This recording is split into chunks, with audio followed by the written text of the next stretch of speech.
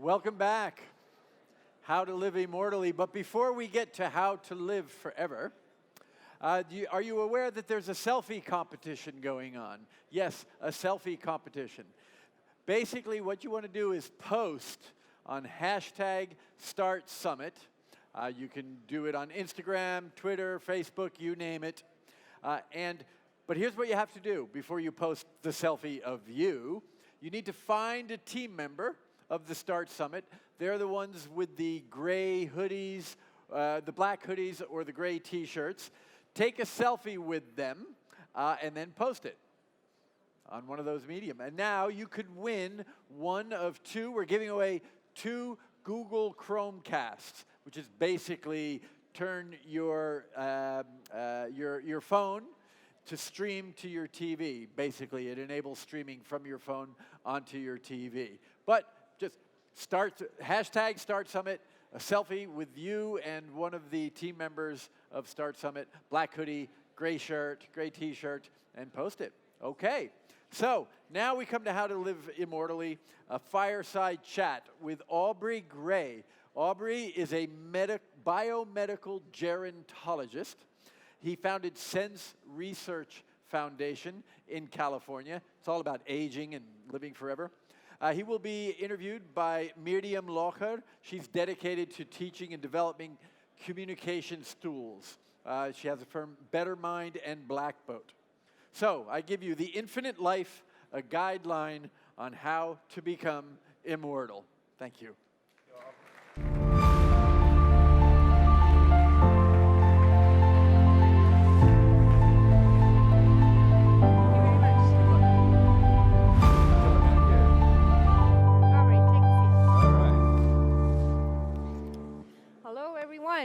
And hello, Aubrey on stage. Can you guys hear me?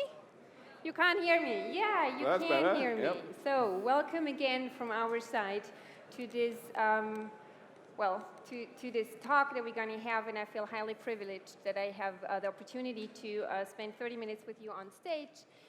We met each other yesterday, and we had a nice dinner together, so I have tons of great questions in my mind, and I'm curious to hear your answers. We kind of need to get all of our audience up to speed about your work, right, first.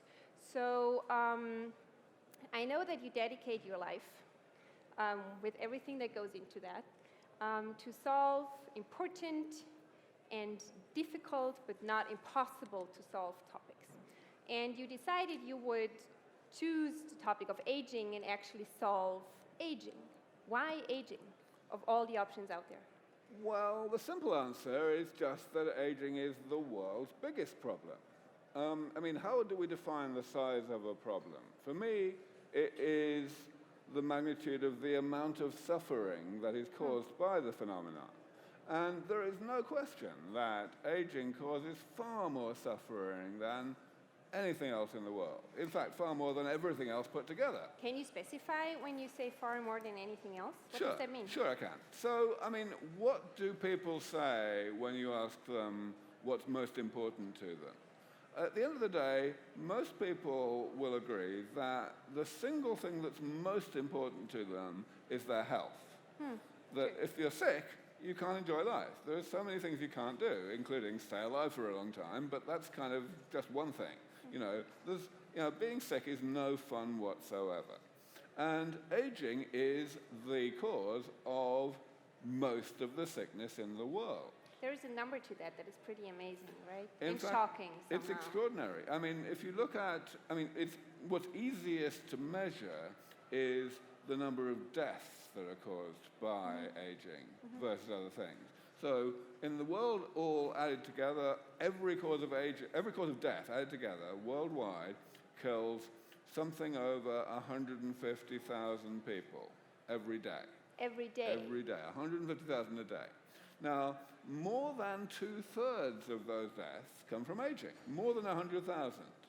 Okay, and that proportion is going up, of course, as time goes on and as the bigger countries in the world become more prosperous and begin to be better and better at eliminating the other causes of death. The diseases that would cause death. Okay, so it's over 100,000 people a day that die because of aging, which makes it an important topic to tackle. And I don't know, depending on where you start counting, but people die pretty much since our code and our DNA exists. How comes that we reach now a point where we can actually probably solve it?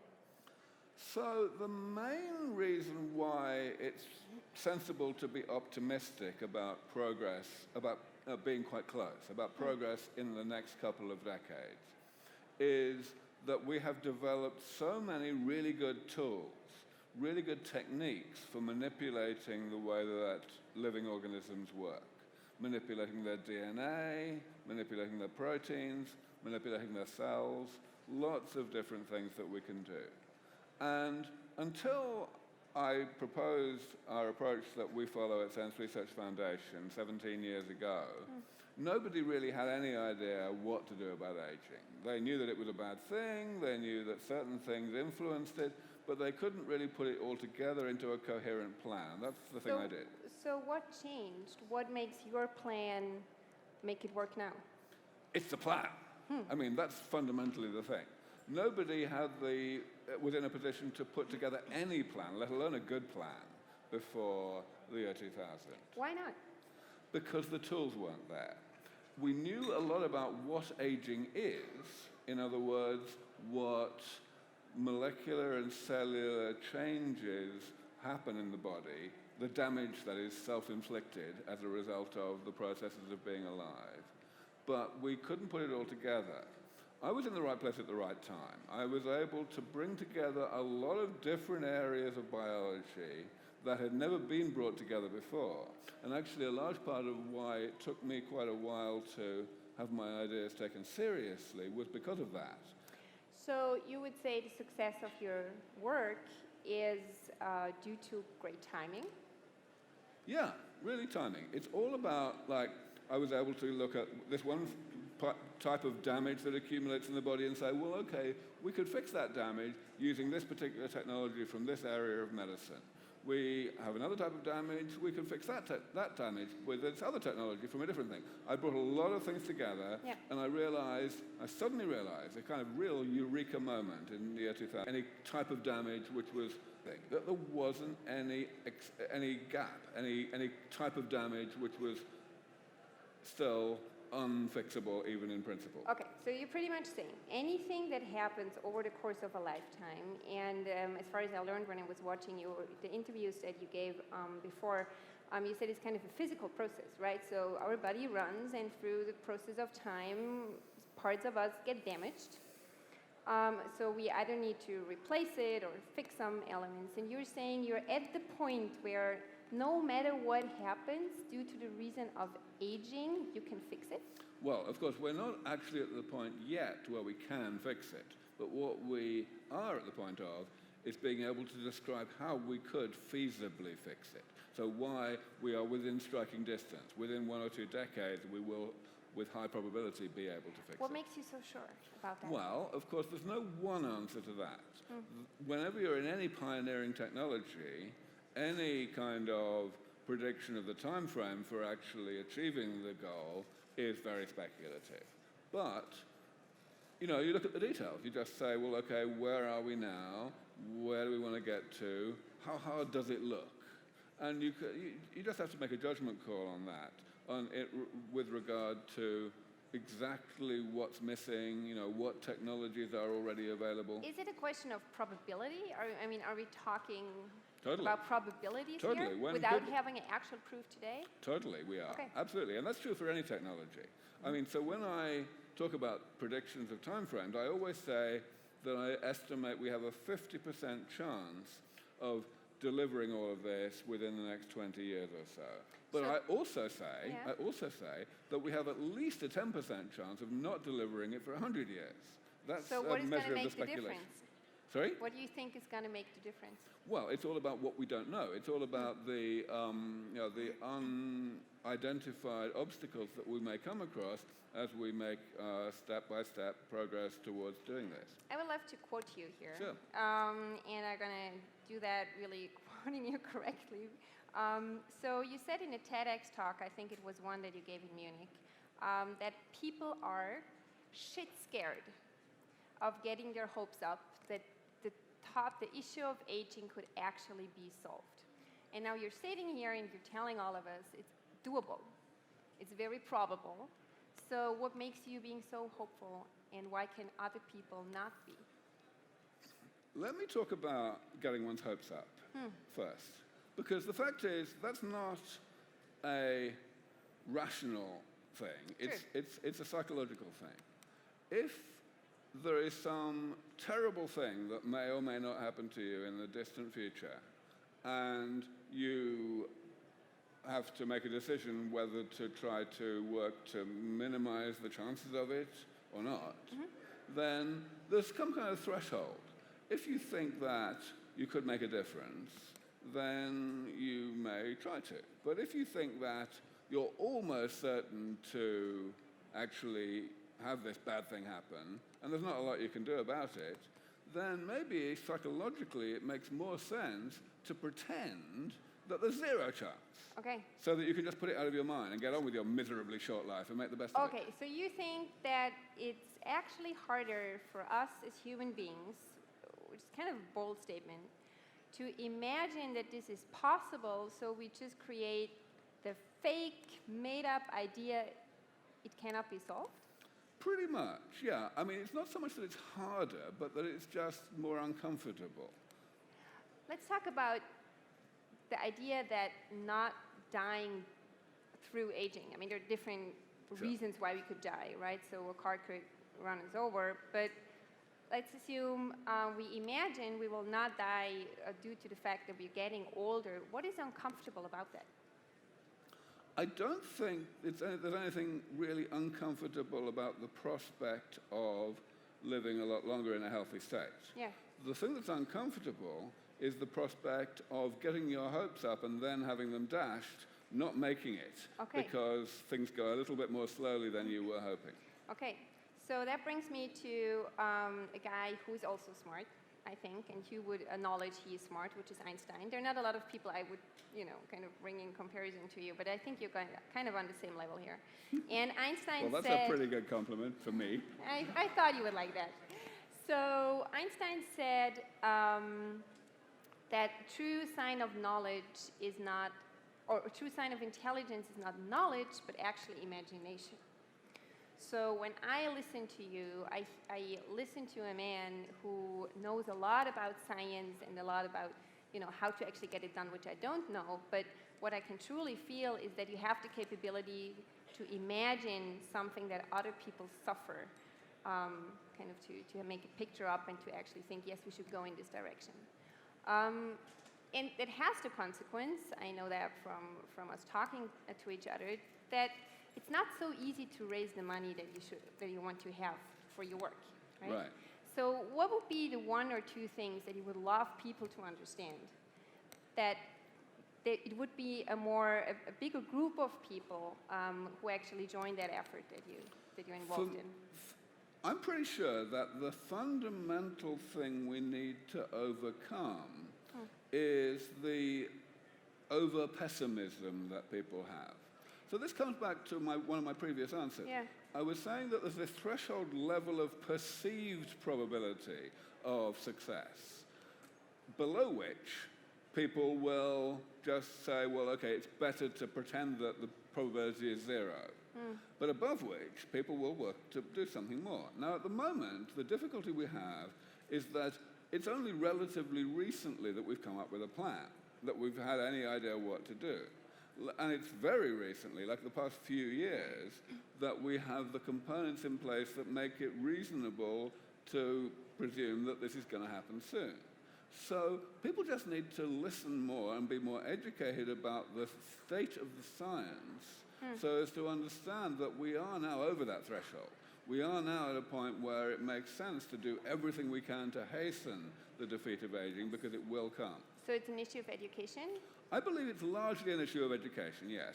People have put themselves into a mindset where they're fascinated by this thing. They constantly want to know more about it, but they don't really take it in. They don't really get to What would change if, let's assume, 10% of the people in this audience would actually take it in? What would change? Well, I don't know what that would mean specifically for this audience.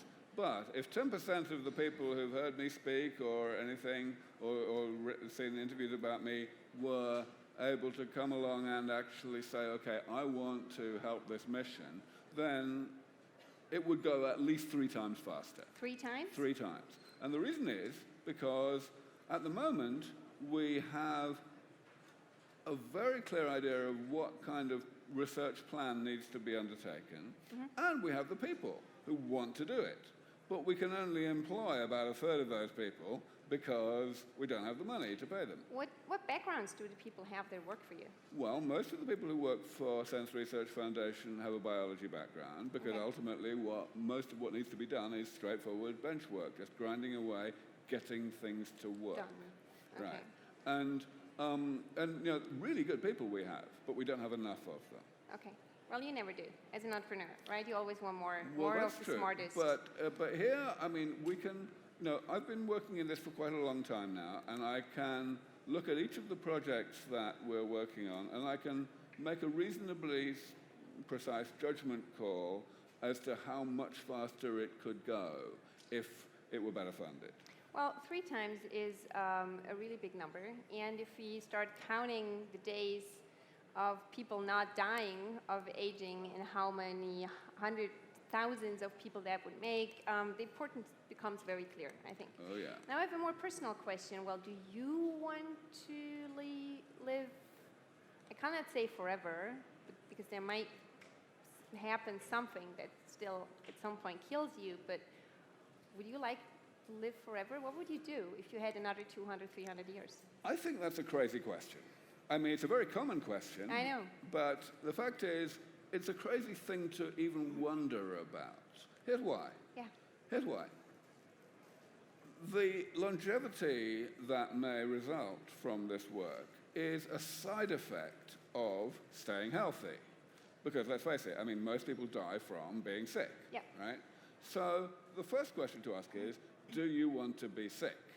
Well, that's a pretty And then easy the question is, okay, having decided no, you don't want to be sick, are you okay with the side effect? Is it okay not to be sick however long you live, even though you may end up living a lot longer than you otherwise would? Now, most people just don't think about the question that way in the first place. But that's the way to think about it. And I certainly have no idea. I don't know whether I want to live to 100, but I do know that I don't want to get sick. Yeah, that sounds like a good plan, actually. So science predicts that in this century that we are in, we will experience kind of 1,000 times the development that the former century went through. So pretty much the world that we're going to live in a few years' time will have nothing in common with what we experience today, right? So we need to somehow prepare, or maybe we don't need to, but it would feel more comfortable, if that's of any use, to somehow prepare for what's coming up. So what do you think we should prepare us for? Well, I think the most important thing that we need to prepare for is the simultaneous change of a lot of different things. One of the biggest mistakes that people are very prone to make when they focus on a particular dramatic change that may occur in the relatively near future, like the defeat of aging or whatever, is they think about a world in which that thing has happened, but nothing else has changed. It changed. Like, for example, people will say, oh dear, how will we pay the pensions when everyone's living to 500 years old? Yeah. As if we would have pensions then. You know, it's, whereas people who work in artificial intelligence or whatever are perfectly well aware that the advance of automation is going to completely destroy any concept that we have today of, you know, a full-time career for 40 years or whatever. It's just like it's a completely different world.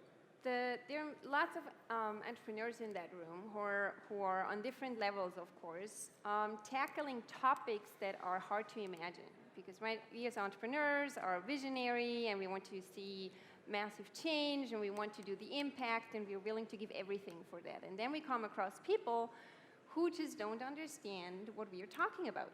So you're traveling all around the world, spending a lot of your valuable time spreading your wisdom with an audience to make more people understand what you're working about.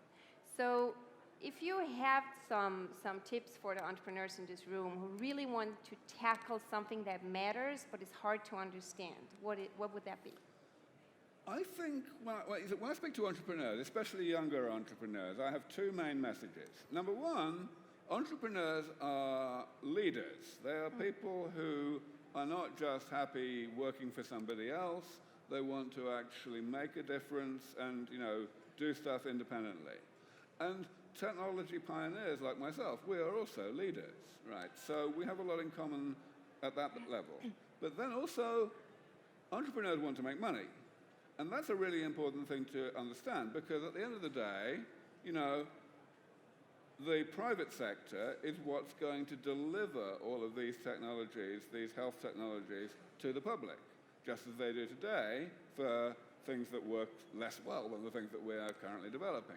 So I believe that the thing that young entrepreneurs need to focus on right now in this area is they just need to pay attention to what's coming.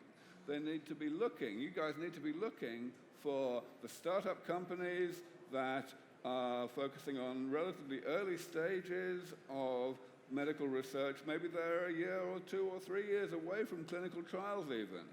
But still, if there are clinical trials for things that relate to aging, then the profits that are going to come out of them are going to be astronomical. So it makes sense to think early stage, think long term. More sense than it would in most fields. Yeah. And it doesn't even only apply to startup companies. It also applies to the non-profit side of things. So Sense Research Foundation is a charity. We're a non-profit. But we are an absolutely essential engine room. We are the place where research programs are pushed forward to a sufficient level of proof of concept so that they can become investable. And so we always explain to investors that they need to look at both sides of that equation, and that the best way to make a difference, both for us and for you, to make money, is to both invest and donate.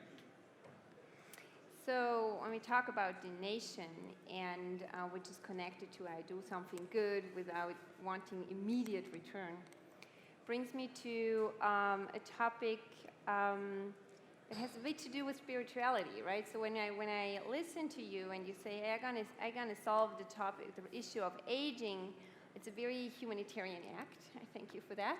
And obviously, you dedicating your life, your current life, to save humanity, so to say. So is there any spirituality involved here or not at all? I don't really see any spiritual component to this, but I also don't see any opposition to a spiritual component. It seems to me that if we look at the kinds of things that are written in Holy Scripture, whether it's Christianity or any other religion you like, then it's very clear that the number one message is you've got to go out there and alleviate suffering. You've got to minimize other people's suffering as best you can. And as we were saying earlier, aging is the number one cause of suffering in the world today. So it's completely clear that it would be a sin not to work on this, right? We've got to do it. So thank you then for doing it. And besides aging, what other topics are out there that are very highly important, hard, but not impossible to solve? Well, before I was a gerontologist, I worked in artificial intelligence research. That was very early on for artificial intelligence, right? Well, not particularly. I mean, the term artificial intelligence was coined in the 1960s, before I was born, I think. So it's been around a while, but of course it's made great strides over the past few years. Yeah, but back then, yes, there were lots of really hard problems. And I decided to work in that area for pretty much exactly the same reason that I later decided to work on aging, namely humanitarian. I discovered when I was 15 that I started programming. I found out I was pretty good at it. I decided that I could make a real difference to the quality of life of humanity by contributing to this field of research that would lead to better automation and thereby relieve people of the tedium of having to spend their lives doing things that they would not do unless they were being paid for it. What frustrates you about a human being? Fear. Yeah. Fear. I think that almost all human beings are far too cowardly. They just prefer to get on and live with the life that they're given and not try to change it for the better. George Bernard Shaw said it the best way. He was this famous playwright from Ireland. He said that the reasonable man adapts himself to the circumstances he finds himself in. The unreasonable man tries to adapt his circumstances to help himself. Therefore, all progress depends on the unreasonable man. Okay, which requires, so that you can make money as an entrepreneur at a certain stage, that you're actually developing the market that you need for your product, even though it's not yet there when you're starting developing. That's exactly right. It's all about the ecosystem. It's all about developing the product and also developing the mindset in the audience that will be receptive to the product. Okay, so 3 things that we need to change our mind on. What would that be? Number 1, we need to realize that there is absolutely no biological difference between aging and the diseases of old age. People have in their heads, almost everybody, including scientists, almost everybody has in their heads the idea that Alzheimer's and cancer and atherosclerosis and so on, these are diseases that have the potential to be cured, like infections. And yes, they may be more difficult to cure than infections, but fundamentally they can be cured. It's bullshit. It's complete nonsense. These things happen to people who were born a long time ago because they are part of aging. Yeah.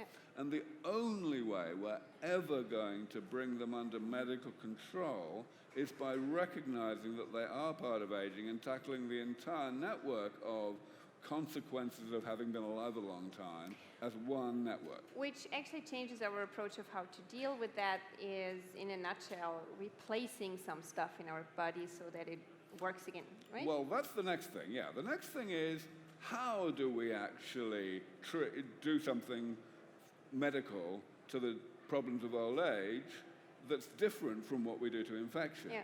For infections, you attack them. You attack the actual infection. You eliminate it from the body. You can't eliminate something that's a side effect of being alive. So what do? So, I take it out? Instead, what we do is exactly the same thing that we already successfully do with simple man-made machines like cars or aeroplanes. We replace parts, we repair stuff, we eliminate waste products, we do preventative maintenance. And it works. The reason why there exist vintage cars that are 100 years old, is not because they were built to last 100 years. It's because they were built to last maybe 10 years, but preventative maintenance has allowed them to maintain their performance just as well as when they were built indefinitely.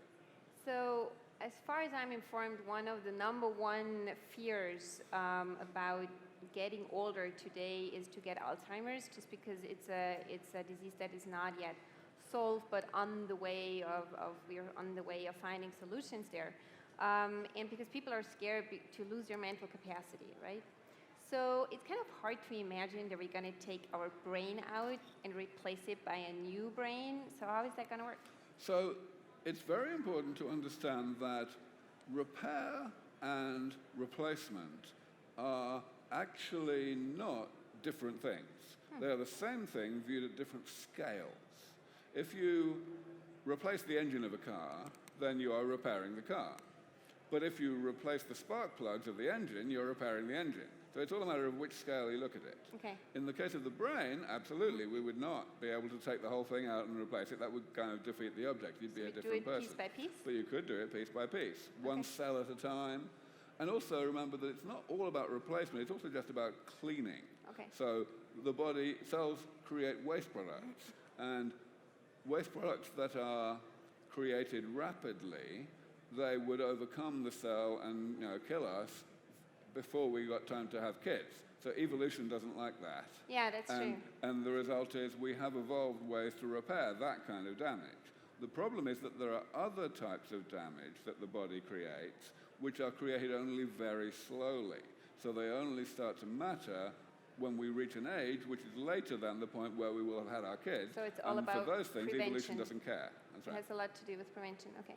So we were, sometimes I find it amazing to see that sometimes people who are highly creative, who artists actually can picture something that is only about to happen in 20, 30, 40 years, right? So we saw the cell phone in a James Bond movie 20 years before it was invented, or, we watched Star Trek before we had any idea how to fly to the moon, and we all watched Matrix, where we upload and download information and change reality by that. So if, to close our TED here, there would be one thing you could upload to your brain, what would that be?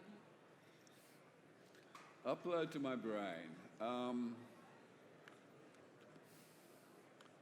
I would like to have the persuasive skills of Warren Buffett or Peter Diamandis. I would like to be able to sit down with anyone and get them to get it, get them to understand that this really is the biggest problem and the thing that they should be spending their resources on, whether it's time, money, whatever. If I could do that as well as some people can do, then my job would be done. Well, I'm privileged that I could add a little piece of that work as we were talking together, and I thank you for all your commitment to solve the issues of aging. I have 2 small kids, so I'm somehow personally involved too with the desire to live longer. And I wish you best of success, and I'm really looking forward to getting to the point of where we can tackle even more important topics, because we don't have to care about the fact that we might be getting older. Thank you so much, Aubrey, for everything you do.